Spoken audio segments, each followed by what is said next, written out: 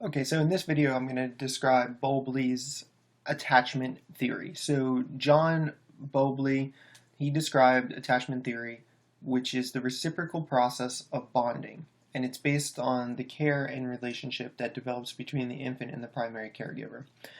The first important distinction here is that attachment is an observable behavior of the infant responding to the caregiver. So know that attachment is the infant's response to the caregiver, whereas the caregiver's response to the infant is known as bonding. So making that distinction right away is an important point and a testable point.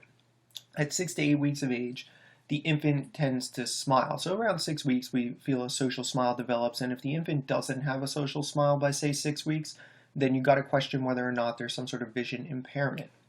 So the social smile develops, and during that period of time, the infant imprints on the caregiver's face as the person that they'll turn to have their needs met. And a similar effect actually occurs for the caregiver, but in this case it's called bonding and it's not associated with resources. So that's another important point. What I would say about this is the bonding process is not based on resources. And what I mean by that is in attachment, it is based off of resources, right? Because the infant cannot take care of themselves out in the environment. They need to rely on the mother or the primary caregiver for food, shelter, and basically to meet all of their basic needs. And without the primary caregiver and without the resources, they would likely perish. So what I would say is making that distinction that the bonding is not based off of resources, where attachment is based off of resources, is another important point and a testable point. The ultimate outcome of attachment is that the infant feels protected by the caregiver. And Bowlby basically believed that attachment evolved to help protect infants from predators. And what he did was he described 3 stages of separation anxiety that occur when the infant is separated from the caregiver. And all 3 of these things are kind of testable points, so it's important to know a little bit about each one.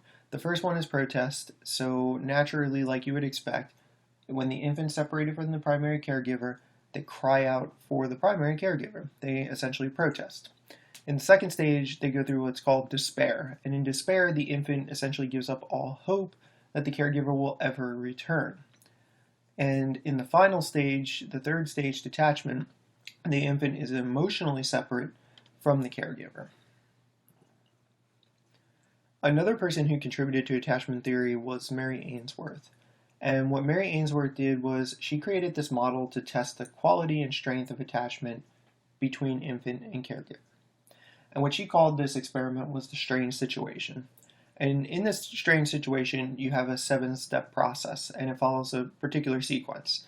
First, the infant and mother are together in a room. Next, a stranger enters the room. The mother leaves the room. The infant is left alone with the stranger. The mother returns to the room, and the process is repeated. Now, based off of this experiment, what Mary Ainsworth was able to conclude, or what she was able to observe, were that there's 3 types of attachment. And the 3 types of attachment that she came up with were called secure attachment, insecure avoidant attachment, and insecure ambivalent attachment.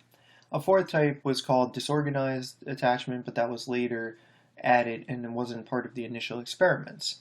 And she found that 60% of infants have secure attachment by approximately 24 months of age.